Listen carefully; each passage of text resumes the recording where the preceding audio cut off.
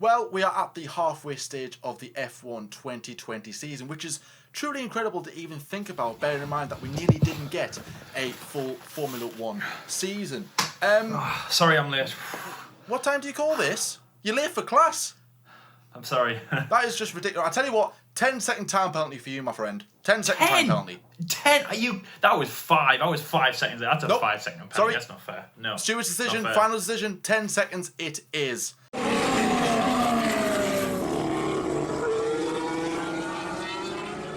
Comment below if you believe that he deserves a 10-second or a 5-second time penalty for being late. That was just ridiculous. Anyway, so as I was saying before, I was rudely interrupted. Yes, we are at the halfway stage of the 2020 Formula 1 season. Truly incredible that we even have a season underway. We are over 9 rounds of the season, which therefore means we've got an official World Championship event, of course. So if the season does end for whatever reason, we will still be having a World Champion. But today we are going to be grading each and every team and drivers' performances, grading them from A to F, like we have done for the past couple of years. We'll be doing it in 2 parts. So today we'll be doing it from, well, the first part will be from Williams to Racing Point. Then the second part, which is tomorrow, will be from Renault to Mercedes. We'll be doing it in the order of last year's constructor standards, in case anyone's a bit like all over the place with like, well, hang on a minute, this team is in this position and that team is in another position. So that's what we'll be doing today. So let's kick things off with the team that finished bottom last season and is currently bottom this season, which is Williams. Lyle, first over to you. What's your grading for Williams and their drivers this season?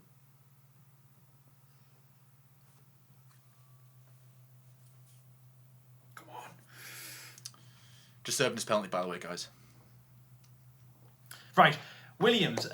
There's not much to say about Williams. Obviously, 0 points, but progressive. And of course, they have one of the best drivers, future prodigies in their team of George Russell. Canadian down Nicholas Latifi as well is doing an okay job, of course. It's been quite emotional in the last few weeks for Williams. In Monza, the Italian Grand Prix, the first Italian Grand Prix, was Sir Frank and Claire's final race in charge of Williams for Darlington Capital, as or as I like to call them, Darlington Capital, came in to buy the team. And again, a good chance for George Russell to get some points in the Tuscan Grand Prix after many drivers, of course, crashed out and things like that. I think it was only 12 classified at the end of the race, but unfortunately that just did not happen. But George Russell, Mr. Saturday, has good qualifying. He's outscored his teammate and, of course, his previous teammate in 2019 at Williams, Robert Kubica.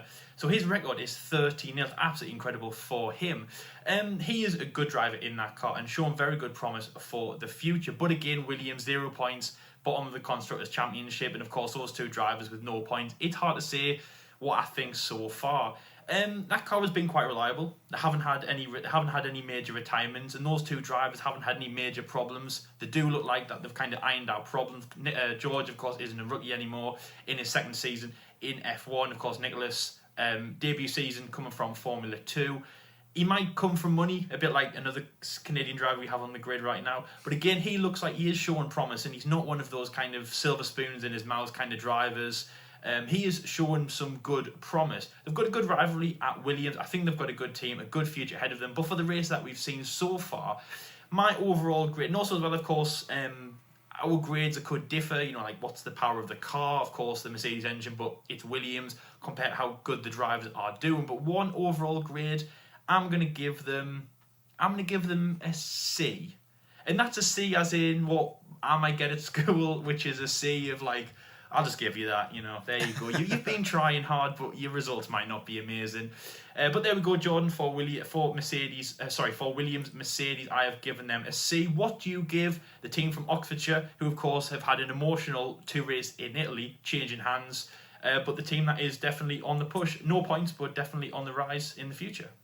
Yeah, certainly, you know, they were bought by Darlington Capital, like you said there, Lyle, as well, and the Williams family stepping down after the Italian Grand Prix. A very emotional time for the team, and dawns a brand new era for Formula 1, and hopefully we can see a transition at the Grove-based team. So I've gone with C as well, grading Williams as a team. Certainly, it's an improvement on last season. Last season is just a one to forget. Even though this season they are yet to still score a point, at least they are a lot closer to the midfield to what they were at this point last season. I think towards the end of the season there was signs of improvement, but I don't know if that was because the teams were getting worse. Like Haas, for example, they had a horrible season. I was going to say tremendous season there, a horrible season. But I do think Williams did improve last season. But this season has certainly been a bit of a boost for them. Like Lyle said there, George Russell missed a Saturday, Q2 appearances left, right, and centre. It's incredible, which just proves how good the car has improved a lot. And Russell, yes, very unlucky not to get any points at Mugello. Nearly could have done it. Nicholas Latifi, his first retirement came at that race. George Russell has had 2 retirements this season, so not too bad. Will he score points this season? Absolutely. I really do think he will. It won't be on pace alone. It will have to be at some point if like another big accident happens as well. In qualifying as well for this season, it's 9-0 to George Russell so far. And it's 6-3 to George Russell, which is a bit of a coincidence if you're along those lines. 63 George Russell, he leads 6-3 in races as well. But I'm also going to be grading George Russell on a B and Nicholas Latifi on a C. George Russell, like I said, qualifying performances have been very, very good. Race day performances, the car doesn't seem to be up for race day. It needs to be woken up somehow. It's just not there, which is a bit unfortunate. Like I said, so unlucky not to score points at Mugello. Latifi, I mean, he's not setting the world alight, even though I've given him a C, which could be a bit generous to some eyes, but I think he's doing okay. I mean, he's not doing bloody terrible. He won't be remembered as the worst driver on the grid of all time, but he's not really setting the world alight. Obviously, he hasn't got a good car at his disposal, so that's going to hinder him a little bit. But no, I've been very surprised by Nicholas Latifi's performances. He has been quite close to Russell in some races as well.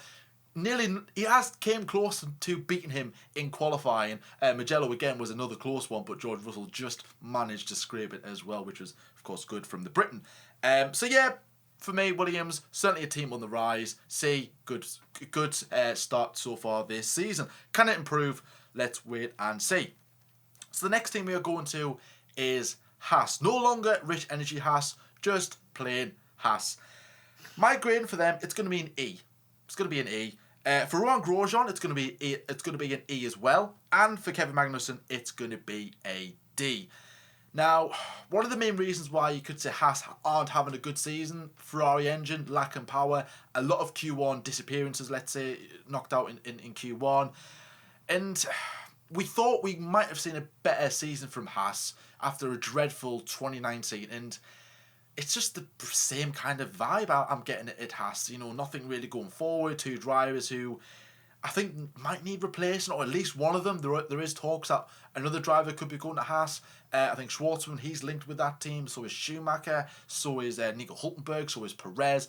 So more than likely, Grosjean might be stepping aside after this season, which is, I would say, he certainly needs to. He just hasn't been. It's just been Grosjean, in my opinion. Even though he gives good feedback, he's good. He's well experienced. On his day, I believe he is a good driver when he's got a good car at his disposal and he stays in the game. He is a good driver. But sometimes he just slips into ye old Romain Grosjean. He makes a silly mistake and you're like, what are you doing, mate? What's going on? I don't want to batter Romain Grosjean as well. Kevin Magnussen, he is a better driver than what is shown in the results. I really do think that. Put him in a car like the Racing Point or a Renault, I think he could be on par with their teammates. Maybe not. I think he could do a better job than what Esteban's doing, and maybe have a good fight with Sergio Perez or even Lance Stroll over at Racing Point. Kevin Magnussen has scored the only points for Haas this season in P10. Romain Grosjean's best result is P12. Qualifying is 5-4 to Kevin Magnussen, and race is 5-3 to Romain Grosjean. Now that is more or less down to Kevin Magnussen having a lot of DNFs this season. So still a lot of work to do for the Haas-based team. For the Haas-based team. I can't remember where they were from. But the base Branbury, I think they were based in somewhere in the UK. I learned the other day, which was incredible. But certainly a lot of work needs to be done over at Haas. Lyle, Haas, where are you grading them? Not a good start of the season. I don't know what we expected from Haas. I mean, we certainly maybe expected some form from 2018, but maybe not as much after the season I had in 2019. Are you kind of surprised that Haas is still here, or are you just like, yeah, I expected to come in and my grade is going to reflect that? No, it was a massive shock for me, Jordan, for sure. I think we expected a rebirth of Haas this year. Just after their terrible 2019, and I just remember Roman Grosjean in Abu Dhabi last year on the truck with Natalie Pinkham said, I just want this season to be over, and I think a lot of people were hoping for that. Even 2018 wasn't great, and it's been a far cry from the 16 and the 17 when they were showing progress. I think 2017 is definitely their best season so far. And again, with Kevin and with Roman, two drivers who they have an illustrious tenure in Formula One, especially Roman Grosjean. He's been around since almost a lot longer than I think a lot of people think. He started with Renault in 2009, a long career with in and out of Formula One, different teams. Of course, a very mixed career as well, going from his massive crash in 2012. But again, some good podiums and things like that. So I think with all that mixed in, and again, good running, Gene Haas, an American team, Gunter Steiner, it had promise for Haas. And you know what, Jordan, I had a lot of hope for them this year. They have let us down, definitely. My grades are an E across the board. The Haas car is getting an E for sure. Yep. And Roman and Kevin are getting E's as well. And again, I'm giving that for, of course, Roman's lack of results. Kevin's lack of results as well, and also their effort as well. I just don't feel like I feel like they've fallen out of love with Formula One, and I don't want to say that in a way of just, I know they're just kind of, chipping away at, getting some results, but not doing very well in that Haas Ferrari car, which isn't proper Ferrari powered, even though obviously we know that they're not doing very well in the constructors so far. It just feels like they have lost love for Formula One now. Kevin and Roman, they're just kind of there to fill the gaps. And as you were saying there, Jordan, about the people linked with Haas seat now, obviously you throw Sergio Perez in the mix. Also, as well as another driver that you missed out there, Louis Delatraz, Swiss driver from Formula 2 at the moment. Yes, he's right. linked with that seat as well. I know obviously this isn't our predictions, but I feel like that's a team that definitely needs a vacuum running through it soon. Gunter Steiner needs to get his little nitty on or whatever people wear when they wash up. I don't wash up, and get the Hoover out, because honestly they need Swiss. I was gonna say Swiss cleaning, spring cleaning, or maybe even Swiss cleaning with Louis Delatraz. I don't know. Louis hasn't told us to say that, mind. But yeah, they definitely need something to change at the team. Just really, I'm not impressed in the slightest. Ease all around for those two drivers. Obviously, as George said, that Kevin's the only driver to score points. And actually, on race results, the Williams have actually scored more than Roman. Obviously, he sits at the very bottom of the table. So it's not looking good for Haas. So the next team we're going to move on to is Alfa Romeo. That contains Antonio Giovinazzi and Kimi Räikkönen, the man who was famous for shouting the words "What for?" on the radio in Tuscany. There's not much to say. Not much to say about that. The 4 points that they have scored, running good in the table. Of course, Antonio Giovinazzi, a hot favourite to take that seat at Ferrari before Carlos Sainz came through to take it. So for the car, I'm going to give it a D. For Antonio Giovinazzi, I'm going to give him a C. And for Kimi Räikkönen, I'm also going to give him a C. I think that those two drivers, showing some good promise in that car. Giovinazzi, of course, quite deflated, I think, when Carlos Sainz went to Ferrari. He got signed ahead of him, of course, an Italian team, an Italian driver, the only Italian driver on the grid. So Antonio Giovinazzi, and again, Italian drivers not having the best run in Formula One, of course, the last one being Antonio Liuzzi, for sure. He was the last driver, Jordan. And yeah, just, trying to remember the passion that Italy has, and haven't done too well in drivers. So Antonio was set to go to Ferrari at an Italian team and have a good run there. His career prospects are still open for the future. He's definitely still following that route. And even Kimi as well, even though it's his final season now, still getting some good performances out of that car. He still has passion. He's still a very good driver on the grid. Will he be here next year? Most likely not. Again, people are also linked for that seat. Most likely the same people: Mick Schumacher, Robert Schwartzman. Most likely Mick Schumacher, of course, from Formula 2. The man who drove the F2004 at Mugello. Absolutely incredible, of course, his dad's car. That was a very good moment of the weekend. And actually some fans got to see that as well, so incredibly lucky.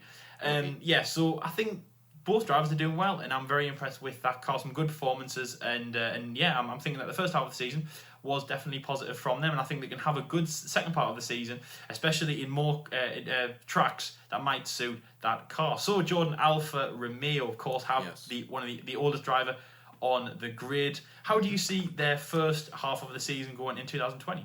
Yeah, I mean, for me, Alfa Romeo, it's been a topsy-turvy start of the season. They start off the season as the slowest team on the grid and kind of progressed as to the third slowest team on the grid, if you want to call it that. Made some improvements to the car in recent weeks, and it's certainly shown that. It's reflected that in qualifying and in the race. And for Alfa Romeo, I've given them a D as well. Kimi Raikkonen a C. Antonio Giovinazzi, I've given him a D. However, now in qualifying it's 5-4 to Kimi, which he certainly turned the corner in qualifying, because I think it was like 4-1 or 4-2 at one stage to Giovinazzi in the earliest stage of the season. However, in the race, it's 7-2 to Kimi Raikkonen, which is why I'm kind of just lowering Giovinazzi's grade just a little bit. You know, I was maybe expecting some maybe close performances, even though they are on level points. They're both on 2 points. Kimi Raikkonen in P16, Giovinazzi in P17, both getting P9s as their best results of the season. And Kimi Raikkonen's best result was actually just off the Mugello the Tuscan Grand Prix. My bad. So, you know, certainly Giovinazzi started strong, but he's kind of drifted back just a little bit, which is a bit unfortunate. I want to see Giovinazzi have a good crack at Kimi Raikkonen, push him just a little bit further. And as at the start, I was a bit like, yeah, Kimi, maybe we are seeing something like that kind of little bit of speed that he had, maybe just drift away because of age. But no, Kimi Raikkonen is just driving just as normal as any other driver in the midfield. His experience just it shows that on track, and I've been weirdly impressed with Raikkonen.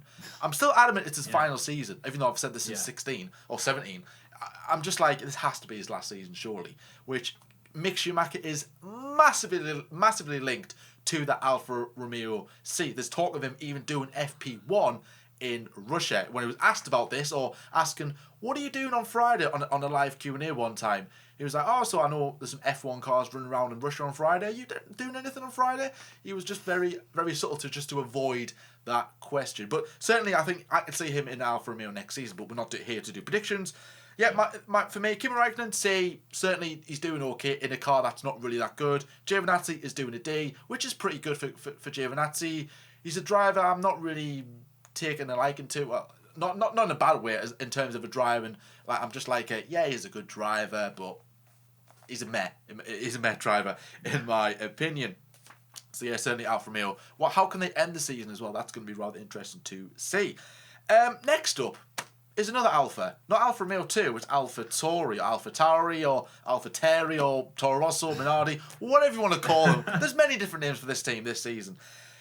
I've been very impressed with Alfa Tauri. I really have been this season. You know, they've come to be everyone's other favourite team, weirdly enough, especially after last season and this season. And one of their drivers is definitely, if he's not your favourite driver, he's certainly your other favourite driver. Your guilty pleasure. Daniel Kvyat. I mean, everyone loves a bit of Daniel, don't they? I mean, it is Daniel, isn't it? No? Pierre? Really? I don't know how. Nah, I'm only kidding. Of course, it's Pierre Gasly. Alfa Tauri, I've given them a C. Pierre Gasly, I'm rating him a B. And Daniel Kvyat, I'm giving him a D. Let's start with the man of the moment, Pierre Gasly. I have been very impressed with Pierre Gasly this season. Won in Monza. What an incredible race that was. What a moment it was for the Frenchman. After what he's been through throughout the past 12 to 18 months, it's been horrible for him. Losing his close friend Hubert, being demoted from Red Bull, being criticised as well. But now he's bounced back. He's won a race. He's had a decent performances this season. P10 in the standings on 43 points. Happy days, son.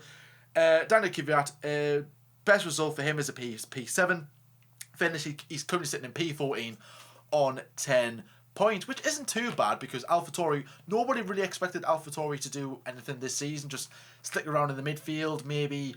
I don't think anyone really seen them challenging for, like, well, I know not for podiums, but at least being there for when a Carnage race does actually happen. But no, and here they are again, 3 podiums in 2 seasons. That's pretty good for a little midfield team. I'm very impressed. Gasly for me is in contention for being one of the drivers of the season, in my opinion. He's done really well, you know, and he's certainly trying to prove people wrong. He wants to. I don't know if he wants to go back to Red Bull, but there's a lot of people saying him not to do so, and I'm in that camp of saying, Gasly, go back to Red Bull is not what you need. You need to go elsewhere. Break away from the Red Bull Academy. Go to Renault. That'll be a good opportunity. Go to Aston Martin if Lance Stroll decides to pack up and leave, or even if Vettel is only there for a year or two, but obviously it depends what options open up for the young Frenchman in the future. Qualifying is 7-2 to Pierre Gasly, and in the race it's 5-4 to Pierre Gasly, so Kvyat turning the tide just a little bit in race pace form. Qualifying certainly needs to do a lot better, hence why his grade is a little bit lower. But no, I think Danny Kvyat, he's having an alright season. Is it going to be there next season? It depends how Tsunoda does. If Tsunoda gets a top 4 finish, he qualifies for a super license, and if he gets it, I think he'll be taking Daniel Kvyat's place. Where's Daniel Kvyat going to go? I can't see him in Formula 1 next season. If he doesn't have the seat, maybe to another sport, Formula E, WEC, IndyCar, I don't know. He might even take another reserve role. I really don't know what the future holds for the Russian driver. He could go elsewhere. He could surprise us, go to another team. I just can't see where he would go. But Pierre Gasly for me has been one of the stars of the season, surely. And I'm certainly not the only one to think this. A lot of you guys maybe watching, and especially over on Twitter, have been singing his praises very highly. Lyle, Pierre Gasly and Daniel Kvyat. I think you said one of your favourite drivers is Pierre Gasly, if not your favourite, or one of the favourites. You own his shirt when he was at Red Bull. You're a proper fan. You're not a fanboy. You're just passionate, as the saying goes. You like Pierre Gasly, and of course you surely got some sort of feeling towards Daniel Kvyat as well. What's your grading for the Italian-based team AlphaTauri, and the grading for the drivers as well in the 2020 season? Well, of course, I have a massive support for Pierre Gasly for sure. I support him at Red Bull Racing for sure. It didn't work out, but I thought, even though I'm still, of course, supporting Red Bull, I'll still watch out for Pierre Gasly, someone who can give. He has been almost given that ticket of a second chance. But as Jordan said there, it's kind of like at one point, or in 2019, for example, he was going down the route of Red Bull have kicked us out. I'll get back there. It's like I'll go back to who really could have demoralised my career, but now he looks like he's breaking away. And obviously Monza, absolutely incredible results. So my grading is for the AlphaTauri car, I'm going to give it a B. For Danny Kvyat, I'm going to give him a C, and for Pierre Gasly, I'm going to give him an A star. I don't see Pierre Gasly doing anything wrong. I think this has been a perfect start to his season. In terms of what he's going to do in the second half of the season, I really, really don't know. It might not be as special. This could be the peak of his career. Monza could be at the top. This could be the best thing that we're going to see from Pierre Gasly, especially at AlphaTauri, depending on where he goes next. It might not be Red Bull though. And he's had such an amazing start of the season. 43 points, absolutely incredible. And what I mentioned in F1 24/7 News is what I'm going to mention now, not about Alex Albon. And in that way, I don't really think they're rivals. It's just everyone pairs them together because of what happened. Obviously, Albon took Gasly's seat, Gasly then took Albon's seat, and they swapped positions in that way. I don't actually think they're rivals. It's kind of like the indirect rivals in the media. But Pierre, as soon as that pressure went off his shoulders, he performed so well at that team. Of course, they're not as powerful as Red Bull. They're the main team with that Honda engine. But AlphaTauri is still very strong with less pressure and an easier teammate as well, and easier for Pierre to establish himself as the number one driver at the team. More at his disposal as well in terms of bosses as well. I mean, again, I know that of course I'm a Red Bull supporter, but Christian Horner seems like he's flawed, especially in Pierre Gasly's mind, to Franz Todt. I feel like Franz would give him a lot more stuff than Christian Horner did. I think I was watching something the other day. I think it might have been Race to Perfection, which, by the way, if you haven't seen that, just an unrelated topic, go and watch that on Sky F1. They've started episode 1. It's a 7-part documentary, so make sure you stay tuned with that. Really great. I think someone called him Christian Impatient or something like that. Like he's very impatient. And in that way, he was, getting rid of Pierre Gasly. And then Franz Todt, the man who has given him the time of day, along with other people as well that he's worked with. Again, they were happy for him to come back, but also work with them. And then again, Brazil 2019, about 8 races since he was demoted, he gets on the podium. Absolutely incredible. And you can see from the support from Toro Rosso how much it meant to the team, not just Gasly, but the team as well. If he was at Red Bull and he got on the podium, he got a second. Of course, Red Bull get many seconds. So and that would be expected. That's the thing though. So Pierre Gasly, if he got a second place with Red Bull in Brazil in his first season with the team, no one would really care.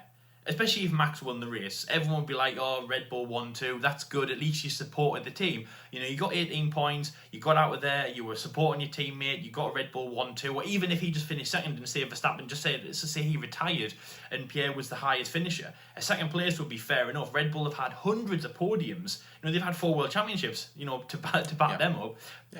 Toro Rosso or AlphaTauri, they only have 1 win. Of course, Sebastian Vettel 12 years ago. And that's the thing, again, it just equates to that. How much AlphaTauri or Toro Rosso, as they were called back then, they were supporting Pierre when he got that podium. It was absolutely incredible. And I think that's when you knew good things were going to come from him. Wins in Monza, absolutely incredible, especially getting demoted.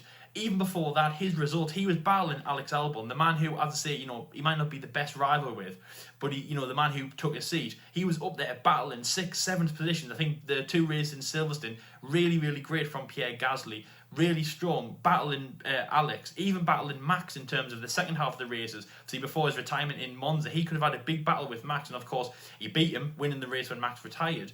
Really good results from Pierre. I'm really, really impressed. In terms of him as a driver, very mature. He knows what he wants. He sees the opportunity now to not go and, to be honest, take a bad trait, to follow the Red Bull program back, which maybe is what Danny Kvyat's trying to do. That might be the wrong thing for Pierre. As Jordan said then, as many people are now opening their eyes to doing now, instead of, you know, leaving trading places aside, saying, right, okay, Red Bull can do what they want, you keep Alex, you maybe even mess on with taking, you know, Sonoda and Vips and Dan Ticktum, you know, maybe mess on with them, we don't care, spill your drinks over them. I'll just go and do my own thing, the mature thing, and I'll go from AlphaTauri to, you know, maybe it's another route. Maybe he goes to the Ferrari Junior program. You know, they're an Italian team, AlphaTauri. Even though they're Honda and Red Bull, I'm sure that they have Italian links to Ferrari. I'm sure that they have a direct line to get to the Scuderia, which I know that they're not doing the best results, and of course AlphaTauri have beaten them in several occasions. You know, they're still Ferrari, and you've got to remember that. Anyway, moving on to the final team of today's episode, of course, the continuation for the next teams in tomorrow's episode. And today is Racing Point, Tracing Point, Mercedes 2.0, W10. There's nowhere to start. I'm starting from the beginning. I'm starting from pre-season when everyone called it Tracing Point.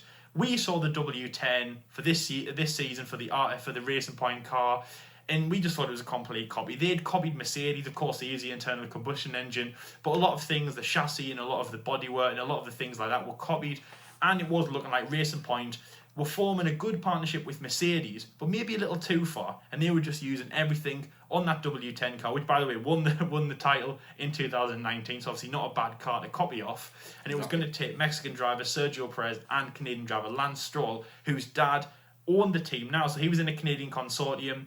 He took more ownership over the winter, became the chairman of Racing Point, and it was a Canadian-run team at this point, and it was looking like they were basically going to copy Mercedes and get up to the front. As you know, it's definitely worked for them. Very good performances on both sides of the garage. Sergio Perez, the man who's been in Formula 1 for, again, a very long time, gone through teams like formerly Force India. He's also been through Sauber, and also one stint at McLaren 2013. A very up and down and turbulent season, but again, good performances by him, tipped as a top runner even from the start in Austria. And also his teammate Lance Stroll as well, again, like I just said with Nicholas Latifi, all the way back at the start, a Canadian driver who came from money. You might have thought that Lance Stroll was, you know, just someone who, you know, would have been after money in that way, but definitely strong from him. He's beaten Sergio Perez in the table. He has 57 points to his name compared to Sergio Perez's 44. It's been a good run for Lance Stroll, got on the podium a few times, including an incredible podium at the 2020 Italian Grand Prix, of course, which made up him, Carlos Sainz of McLaren, and of course, man, we were just talking about there, Pierre Gasly of AlphaTauri Honda. Great start for Racing Point as well. They've got a great future ahead of them, also with Aston Martin around the corner, and also Sebastian Vettel being signed at the team. So my favourite driver at Racing Point is Lance Stroll, and I think that he's fully deserving of that A. For the rest of the season, don't know what Lance is going to be doing. Sergio, I'm very worried about him. Is this going to affect him? Because, you know, he has been shafted a little bit by Racing Point. You know, 7 years or something at the team. Of course, when they were they were originally called Force India, really the long-standing driver and the one who transformed them into a good team. When he came into the team, they were really nothing in 2014. But with the McLaren in a very good career, 2 years at Sauber before he went to the Woking-based team, strong performances by the Mexican driver, and he kind of has been, shafted by Lance Stroll and Otmar Safnauer at Racing Point. But Lance Stroll, definitely the best driver, in my opinion, Jordan. And that pink Mercedes, if you want to call it that, fair enough. But it might be a pink Mercedes, it might be the W10, but it is fast. And I think it definitely deserves to be up there with a good grid. So, Racing Point, Jordan, what do you see them? Who's the best driver, do you think, in your opinion? Do you agree with me that it's Lance, or do you still hold the torch for Checo? And yeah, what are your grades for the team from Silverstone? Well, I'll start with my grades first. I'll go with Racing Point. I've gone with a C for the team, just one lower than what Lyle graded them. For Sergio Perez, I'm gonna go for a C, and for Lance Stroll, I'm gonna go for a B. I think Racing Point, for obvious reasons, like Lyle alluded to just before, we know why they are, let's say, quicker than what they were last season with the copycat of last year's Mercedes car. And that certainly, of course, pushed them forward in the grid, challenging the top-end midfielders such as like McLaren and Renault as well. I think as a package and as the speed of the car, I think Mercedes... and there you go, that's how confusing it is. I think Racing Point have the second quickest car on the grid on race pace. However, it's not really transitioned into what we actually thought it was going to be, because despite only having 9 races, they've only had 1 podium. And that, for me, I'm like, surely I was expecting more podiums than that. And maybe at least 3 or 4, maybe 2 for Lance, 2 for Perez, or 3 for Perez, 2 for Lance, or vice versa. I'm like, 1 podium out of all that, really? Quite surprised at that. But nevertheless, though, it's been a big improvement compared to last season, which is, of course, good. Sergio Perez, he's been very consistent, because out of all the races, now he did miss 2 races because of COVID, which is, of course, unfortunate at the 2 rounds at Silverstone. But if you take them away, he scored points in every single race, consistent, as has Lance Stroll, apart from the first race when he retired, and apart from the last race when he got a puncture. But that's not his fault. That was a driver error. So they've both been very consistent. Stroll has got the better grade because he's got the podium, which is brilliant. And Stroll is beating Perez in the standard, which, let's face it, Perez has never been beaten by a teammate before. And what did it? Oh, shh. I know what you're saying. I can hear you. I know what you're saying. You've just went to me, whoa. Perez has missed 2 races. I know he's missed 2 blue races. But Lance Stroll's still beating him 4-3 in race pace. Yeah. So there you go. So if that of course, comparing the stats, it's 5-2 to Sergio Perez in qualifying, which we know Lance Stroll, he hasn't really done well in qualifying. That's where he needs to improve on. And he's getting into Q3, which is on a regular basis, which way he should be doing that, which is brilliant. Not beating Perez in qualifying on race pace. He still needs to improve just a little bit, but his race pace, 4-3, solid job, and he's already got the podium. If Perez had got a podium, maybe 1 or 2, then maybe he could have a better or even the same grade as Lance Stroll. For me, Lance Stroll has been absolutely superb this season, and Perez, and I think we are starting to see that maybe Perez is going to be beaten by a teammate, because at the Tuscan Grand Prix, Lance Stroll had more upgraded parts on his car compared to Perez, and that certainly showed with the gap between the 2 cars. And of course, unfortunately, that Lance Stroll did get that puncture because he was on for a very good result. So certainly, Racing Point are going to be favouring Lance Stroll because he's going to be there next season, and Sergio Perez isn't going to be next season, which is a bit unfortunate. Does Perez want to go out on a high? I think he will do. He will want to, because if he starts not performing and having a bad season, then maybe people who are looking at Perez, like I think McLaren said that they're interested for getting Perez into their IndyCar program, then they could go, well, Perez isn't the driver he once was. Let's not bother signing him. He wants to improve. He wants to still show the world that he's still a quick driver, and show the other teams, wherever he decides to go next season, whether that's in Formula 1 or somewhere else, that he is still the man for the job. So certainly Perez, good job. Could be doing just a little bit better. Like I said, he should have got a podium or 2 during the course of the season, but sometimes that Racing Point car has been performing at certain tracks, so of course you can give him a bit of leeway for that. Same with Lance Stroll, maybe 1 or 2 podiums should have been on the cards. He's already got that podium in Italy, which is of course absolutely superb. Really, really good job to be in that position as well. And for me, calling for the best driver out of the two, it's really hard to call because Perez is experienced. He's very underrated. Lance Stroll, he's only had one good season, I would say. Like the past few seasons, there's been a few question marks over Lance Stroll. This season, he's certainly come to life. But is this just going to be a one-off? Is this going to be Lance Stroll had potential, but then all of a sudden next season he's back to year-old Lance Stroll? I would say Sergio Perez is still the better driver because of experience, and yes, he is quite underrated, and maybe he does deserve a better car or a quicker car. But certainly Lance Stroll is by no means not too far away from Sergio Perez by a stretch of the imagination. So my grades, Racing Point is C, Sergio Perez is C as well, and Lance Stroll is a B. So that's where we're going to end today's episode, part 1 of our F1 2020 driver grades. Tomorrow we'll be kicking things off for part 2, like I said, between Renault and Mercedes, going through the top end of the field. There's going to be a lot to talk about one particular team. I wonder who you've guessed who it is.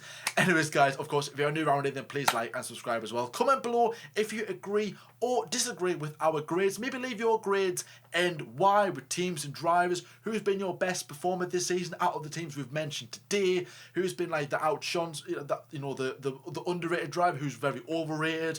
And just anything you want to say, leave it in the comment section below. But guys, we'll see you tomorrow. Watch what you're doing. Stay safe as always, and until next time. We'll see you later. See you tomorrow, guys.